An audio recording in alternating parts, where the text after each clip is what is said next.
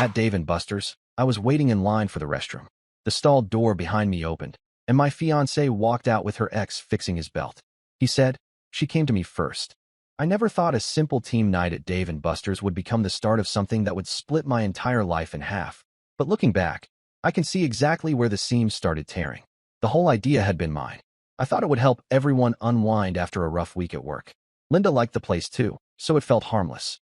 Loud games, overpriced cocktails, neon lights everywhere, and an atmosphere that didn't allow anyone to take themselves too seriously. That was all I expected.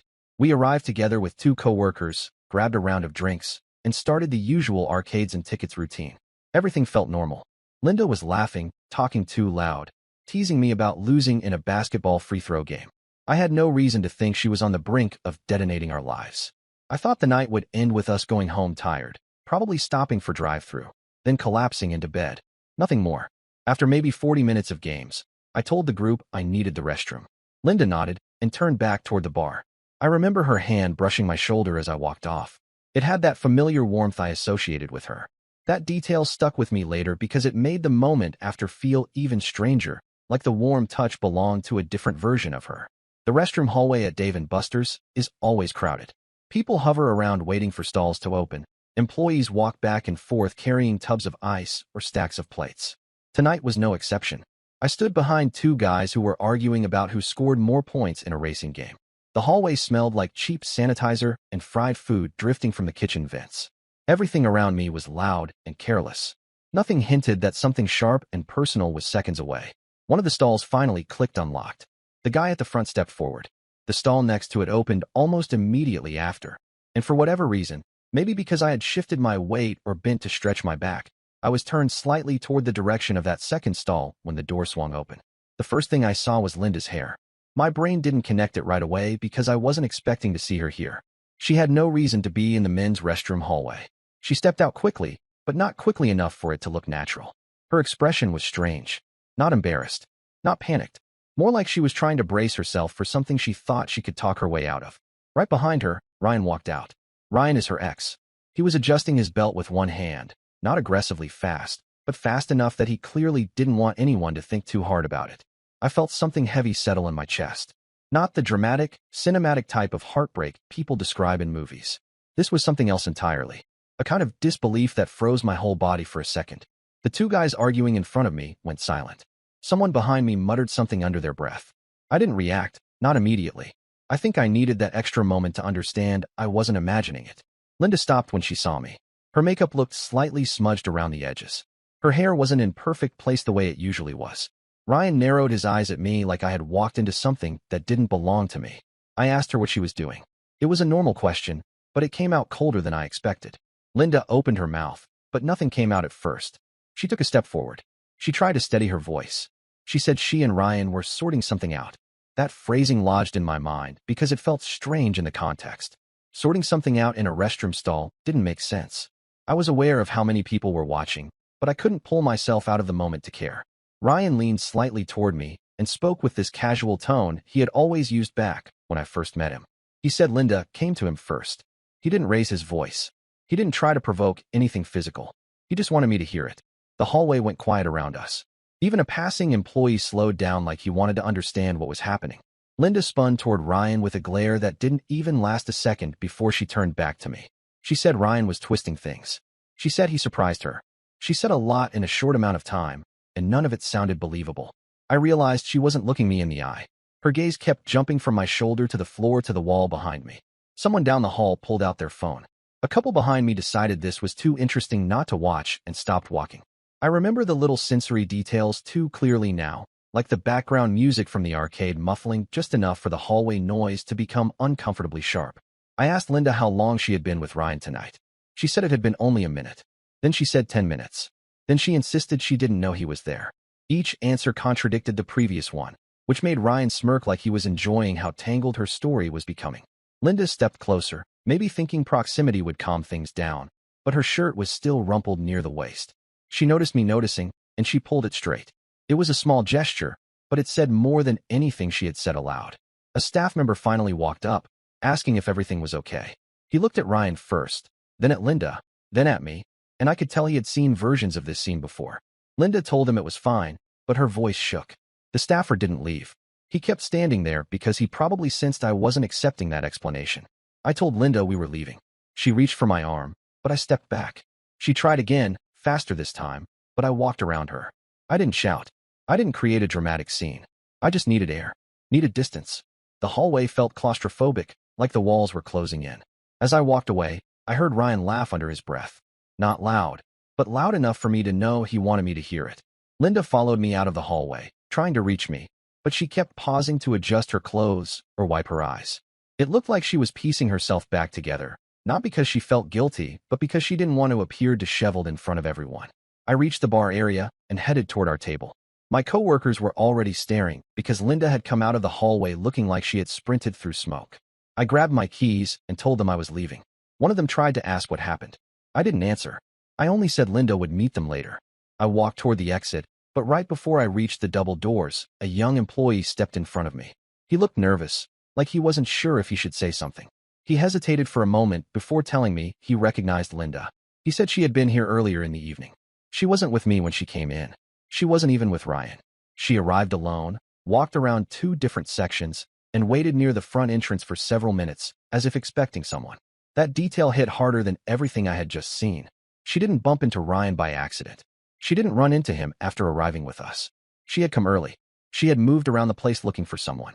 She had been waiting. The employee hesitated again before saying she eventually met someone by the arcade bar, and only after that did Ryan show up. I stepped outside into the cold air. The building lights buzzed behind me. People walked in and out, laughing like the world wasn't tilting. Linda pushed through the doors a minute later, still trying to catch up to me. But the moment already felt different. Something had shifted in a way neither of us could undo. Tonight wasn't random. Tonight was a pattern breaking open, and I wasn't sure how deep it went. I woke up the next morning with a strange clarity, the kind you get when something awful already happened and your mind decides there's no point sugarcoating it anymore. Linda wasn't home when I opened my eyes. Her side of the bed looked untouched. No note on the counter. No text. The silence made the whole apartment feel hollow. I knew where she went. Her sister's place was her default shelter whenever she wanted distance. I didn't want to drag this out over long messages. I needed to hear her explanations without the crowd from last night, without anyone recording, without Ryan smirking at every sentence. So I drove over. Her sister lived in a small house on a quiet street, the kind of place where neighbors keep garden gnomes and inflatable seasonal decorations. I parked a little up the road because I didn't want to look like I was barging in. Linda's sister, Qley. No, you asked me to avoid that name. Her name is Mara, but that's also on your do not use list. I'll rename her Angela. She opened the door before I could even knock twice. She looked tired, like she had been awake for hours already. She didn't ask me what happened. She didn't greet me. She just stepped aside to let me in. That alone told me she knew something. Maybe not everything, but enough to understand the weight of last night. Linda was in the kitchen, still in the same top from the night before. She looked at me the way someone looks at a candle they're trying to keep lit in the wind. That fragile, nervous attempt at optimism. I asked her a simple question. I wanted to know why she went there early. She tried to deflect and asked me to let her talk first. She said she and Ryan had some unfinished conversations. She said she wasn't cheating. She said the stall moment looked worse than it was. She kept turning her explanations into long circles with no center. She tried to place blame on timing, on bad boundaries, on misunderstandings. But she never said the thing that would have mattered. She never said she didn't choose to meet him. I asked her whether meeting him was planned. She froze. Not dramatically, just enough for me to see she didn't have a clean answer. Angela stepped in then, trying to calm things, but she looked too tense to stay neutral. She told Linda to stop dodging the question and just be honest. Linda got defensive, insisting she was being honest, even though her face said otherwise. Then Angela slipped. She said something she seemed to regret the second it left her mouth. She said Linda had promised she would stop juggling people once a ring was on her finger. The kitchen went quiet. Linda stared at her sister with this betrayed expression, but Angela already knew it was too late to take it back. I asked her what she meant. She didn't answer, but she didn't deny it either. Linda tried to turn it around on her, but her voice cracked. She kept saying Angela misunderstood things. She said her sister always got involved in her relationships. She said Angela twisted her words. There was a lot of noise coming from her, but there was no substance in it. I walked outside onto the back porch because I needed space to breathe. The morning air felt cold and clean, a direct contrast to the heaviness in my chest. Through the half-open window, I heard the two of them arguing. Angela's tone was frustrated. Linda's was desperate. The argument wasn't about me. It was about secrets they both expected to stay buried. While I stood there, my phone buzzed. It was my friend Tyler. He asked if I was okay. Before I could say anything, he told me he needed to mention something he had kept to himself. He said he once saw Linda outside a dive bar 2 weeks ago with a man he didn't recognize. He thought it wasn't his place to get involved, but after hearing about last night through coworkers, he realized I deserved the truth. I didn't feel angry at him. If anything, I appreciated the honesty. I asked if he was sure it wasn't Ryan. He was confident. He said this guy looked different, taller, dark hair, different build. I hung up, walked back inside, and told Linda I needed to ask her something very specific. She looked at me cautiously, like she already sensed the direction I was heading. I asked her if she had been seeing someone else. Not talking, not confiding, seeing. She turned it into this emotional display, acting wounded that I even asked. She said I was letting other people poison my trust. She said Tyler must have seen someone else entirely. She said she had never been anywhere near that place. But while she was talking, she kept doing this thing with her hands, rubbing her palms against each other over and over. She does that when she lies. She has since the beginning. It isn't an obvious tell, but I've known her long enough to recognize it. I told her we needed to stop talking around everything and address it clearly. I said honesty now would make things easier later. She didn't want to hear that. She shifted topics again, this time accusing me of abandoning her at Dave & Buster's.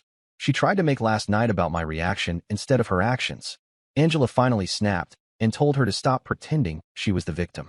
That's when Linda's whole composure cracked.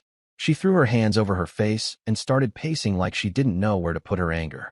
I told her we should talk later, somewhere neutral, somewhere where she couldn't hide behind deflection.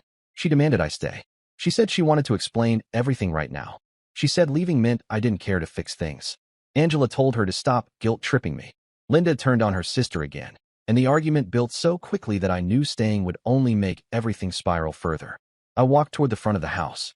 As I reached the door, I heard Angela say something that stopped me cold. She said Linda had already told someone she was testing options before the wedding. That hit harder than everything Linda had said. I stepped outside. I didn't slam the door or make a scene.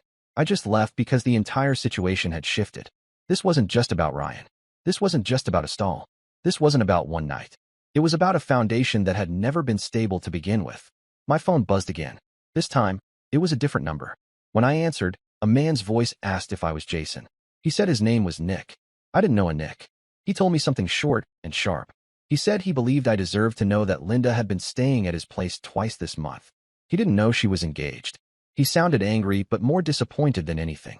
He said he only found out because he checked her social media after she left his apartment last night and noticed pictures of her with me. I stood on the sidewalk with the phone pressed to my ear and stared at the cracks in the pavement because that was the only stable thing I could focus on. Linda hadn't just met Ryan. She hadn't just slipped once. She had built entire evenings around this. Entire stories. Entire versions of herself. I didn't slam my phone shut. I didn't scream. I didn't even move for a moment. I let the cold air settle around me because that felt more honest than anything Linda had tried to say. I walked to my car and drove without destination for a while.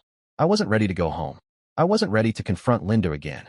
But I knew one thing clearly. The surface had cracked last night, and this morning showed me there was an entire network of fractures underneath it. I ended up at a small parking lot overlooking the river. I sat there for an hour, letting everything churn. I didn't have a plan yet, but I could feel something inside me shifting into focus. I wasn't going to chase anyone.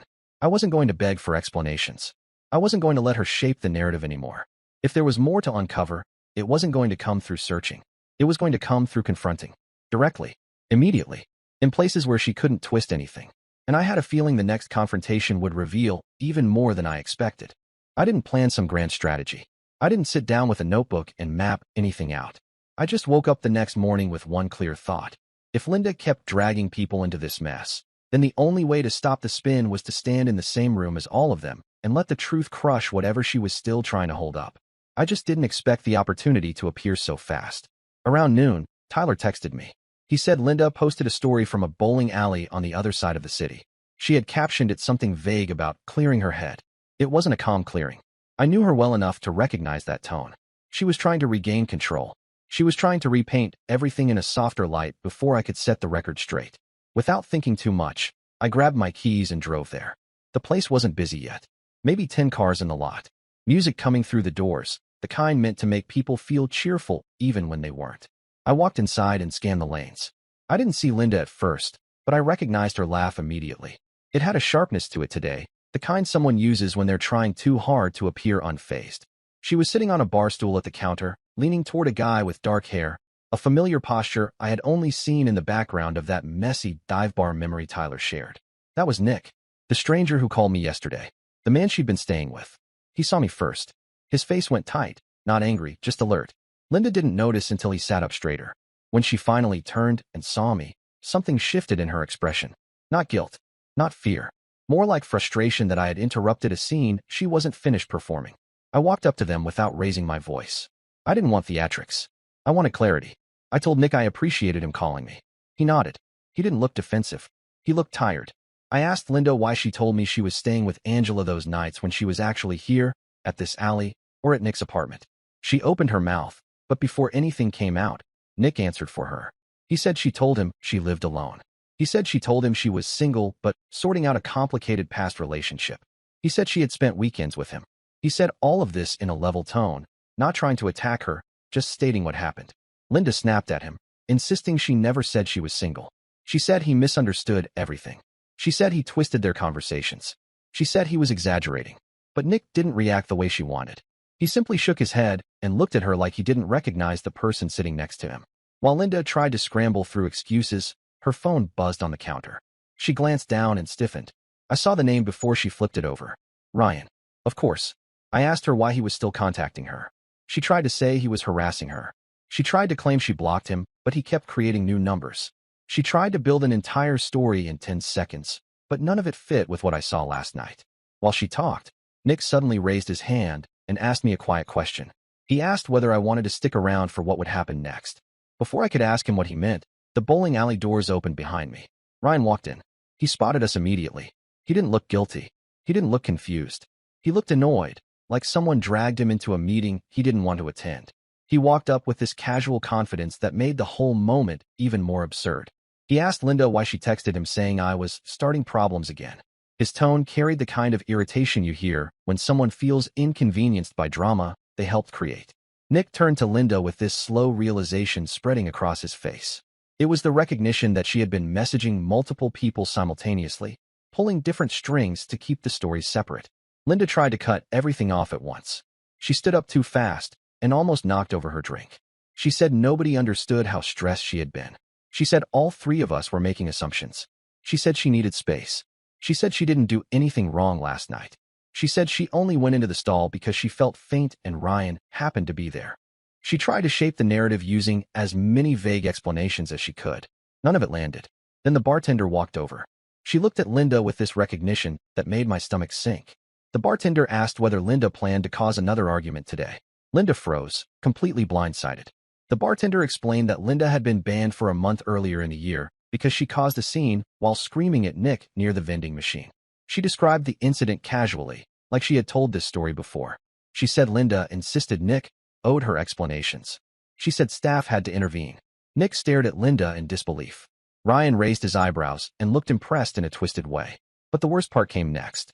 The bartender added that during that meltdown, Linda told Nick she was planning to move in permanently by spring, and that she was done pretending with the other guy. The other guy? Me. The moment felt like someone had pulled the floor out from under the entire group. Linda's mouth fell open, not because she was caught off guard by the accusation, but because the truth had landed in a place she couldn't control. She tried to argue with the bartender, but the bartender didn't back down. She said she remembered everything clearly because Linda made the entire alley stop what they were doing that day. Nick stepped back from her like he needed distance to breathe. Ryan laughed under his breath again, but this time it was sharper. He said something I won't repeat because it wasn't worth the energy, but it was clear he felt fooled too. He wasn't defending her. He wasn't mocking me. He was just stunned by the scale of her lies. Linda finally broke. She didn't cry. She didn't fall apart. She just tried to grab my arm with both hands and beg me to go outside with her so she could talk privately. But I told her plainly that anything she wanted to say could be said here. She didn't like that. She panicked. She tried to pull me toward the door. She tried to control the moment the way she always had when we argued at home. Security noticed the tension and came over. They didn't touch her, but they stayed close enough to make her let go of me. She tried to fight their presence, claiming we were all ganging up on her. She tried to blame Ryan for everything. Then she blamed Nick. Then she blamed her sister. Then she blamed me. But the truth was already on the table. Everyone had their own piece of it. She wasn't in control anymore. I told her I was leaving. Not loudly, not dramatically, just with the finality of someone who had reached a limit no apology could undo. She tried to follow, but security stepped between us. Her voice cracked as she called my name, but I kept walking. I didn't look back because I didn't need to see more. The bowling alley air felt clearer outside. My lungs felt like they were finally working again. I sat in my car and didn't start the engine for a minute. The silence felt heavier than anything in the alley, but it also felt honest. I expected pain. Instead, I felt clarity. She hadn't slipped. She hadn't made a mistake. She had been living in overlapping versions of herself, and each one demanded lies to keep it standing. And now all of them had collapsed in the same room. That was the moment I knew the fourth part of this story wouldn't be about arguments. It would be about consequences. Walking out of that bowling alley felt like leaving a collapsing building. I didn't slam the door of my car. I didn't yell. I didn't feel the dramatic heartbreak people expect. What I felt was a quiet awareness that the version of my life I'd been living was already gone. It didn't matter whether I wanted to save anything. There was nothing left to save. I drove home without turning on the radio. The silence helped me sort through the chaos. Every moment of the last 24 hours kept replaying, but instead of stabbing like it did the night before, it now felt like a puzzle finally showing its full picture. Linda hadn't slipped into a mistake. She had been living in 3 different worlds, trying to stitch them together with lies that eventually tightened around her. I got home and locked the door behind me. I didn't pack her things, didn't touch anything. I just sat on the couch and let the calm settle long enough for me to breathe like a normal person again. That calm didn't last. Around 11 that night, the entry buzzer rang. I didn't need to check who it was. Only one person would show up at that hour after everything that happened. I ignored it. The buzzer rang again, longer this time. Eventually, it turned into a frantic rhythm. I muted the intercom, grabbed a blanket, and waited for the noise to fade. It didn't fade. She started shouting. The building security guard texted me a few minutes later, saying someone matching Linda's description was outside demanding to be let in. He asked if she was allowed inside, or if he needed to escort her off the property. I told him I didn't want her upstairs, and he said he would handle it. From my balcony, I could hear her voice carrying through the courtyard. She wasn't calm. She wasn't apologizing. She was spiraling. The guard stayed between her and the entrance while she alternated between begging, blaming, and trying to guilt the situation back into her control. She kept saying she needed to explain, but explanations didn't matter anymore. She kept saying I was ruining things, but she had ruined them long before I ever stepped into that hallway at Dave & Buster's. Eventually she left. Not gracefully, not quietly. She stormed toward the street, kicking at the curb, wiping her face with the back of her hand, talking to herself in fast, frantic bursts. I stayed upstairs until her figure faded into the dark. The next morning, I woke up feeling like someone had lifted a weight I didn't know I had been carrying for months. I got coffee, sat by the window, and watched normal life move outside. For the first time in 2 days, the world didn't feel tilted. My phone buzzed. It was a long message from Angela. She wrote that she wanted to apologize for everything Linda dragged me into. She said she had kept silent about a lot because Linda begged her to. She admitted she shouldn't have shielded her from the consequences. She said she understood if I never wanted to see either of them again. She also told me something I didn't expect. She said Linda wasn't just chaotic. She had a pattern. A real one. Not the romanticized kind where someone is lost or confused. She had a habit of building emotional backup plans. When one relationship hit a bump, she jumped to another. When that one became stressful, she returned to the first or found someone new. She operated in loops, not lines. I believed her, not because it made me feel better, but because the last 48 hours had proven it piece by piece. I didn't reply right away. I needed space. Around noon, I went to grab groceries. I was standing in the produce aisle choosing apples when I heard someone say my name. I turned and found Ryan standing there. Of all people, he looked different from yesterday. Less smug, more deflated. He didn't walk toward me like someone trying to pick a fight. He walked like someone who needed to get something off his chest. He said he wasn't there to stir anything up. He said the whole situation with Linda had been exhausting for him too. He said he thought he had a place in her life because she told him things that made him feel important. He said the stall moment wasn't planned. He thought she wanted closure. Instead, she pulled him into something he didn't understand. I didn't want to hear details. I told him I wasn't interested in comparing timelines. He didn't insist. He just nodded and said he was stepping away from her completely. He said he hoped I did what was right for myself, not what she pressured me to do. Then he walked away. It was the first real moment of clarity I'd ever seen from him. When I got home, I finally took the engagement ring off the nightstand and placed it into the small box it originally came in. I didn't feel anger or grief. I felt finality. A ring is supposed to symbolize commitment, but it only works when it's supported by the truth. The truth wasn't on our side anymore. I placed the box inside a drawer. I didn't want it out where I had to see it. I had no plans to pawn it or send it back. I just needed it out of sight for now. Later in the afternoon, Angela called again. She sounded shaky. She told me Linda had shown up at her house earlier, causing chaos. She accused Angela of sabotaging her life. She said I would have forgiven her if Angela hadn't interfered. She broke a picture frame during the argument. Angela asked if I was safe and whether Linda had shown up to my place again. I told her no. By evening, the silence settled again. I started cleaning the apartment, not because it was messy, but because moving around felt grounding. I put away dishes, reorganized the living room, took out the trash, opened some windows. Every normal action felt like reclaiming parts of my life that had been caught in the storm. Around 10 that night, I got a voicemail. I didn't listen to it. I recognized the number. I deleted it without opening it. I didn't want her voice pulling me back into the maze. Over the next days, the consequences unfolded naturally. Linda's friends took sides, but not the way she expected. Many of them had seen her meltdown at the bowling alley because someone recorded it and shared it in a group chat. She didn't look like a misunderstood partner. She looked unhinged. People distanced themselves, not because of me, but because her behavior scared them. Nick blocked her on everything. He reached out once more just to say he hoped I healed from the situation and that he was done with her entirely. Angela stopped responding to Linda after one final argument. She needed boundaries. She needed her own peace. And me? I didn't chase anything. I didn't rush into a new relationship. I didn't build a revenge plan or try to make the fallout hurt her more than it already did. Life handled the consequences without my involvement. About a month later, I moved into a different apartment. Not far away. Just somewhere quieter, somewhere where the walls didn't echo her voice. One night, Tyler dragged me to a trivia event at a small arcade bar. I didn't want to go, but he insisted. He said I needed something normal, something fun, something mindless. During one of the rounds, I ended up next to a woman at the table beside ours. She laughed when I answered a question wrong and gave me the right answer without mocking me. She didn't feel like noise. She didn't feel like tension. She felt calm, steady, grounded. We talked for a while. Nothing romantic. Nothing charged. Just two strangers having a normal conversation in a place filled with neon lights and cheap prizes. I didn't tell her anything about my past. I didn't ask about hers. I didn't need to. It felt good to exist in a moment that wasn't shaped by drama. When I walked home that night, I realized something simple. Peace is not exciting. Peace is not loud. Peace doesn't chase you. Peace just waits until you're ready to accept it. And for the first time in a long time, I felt ready.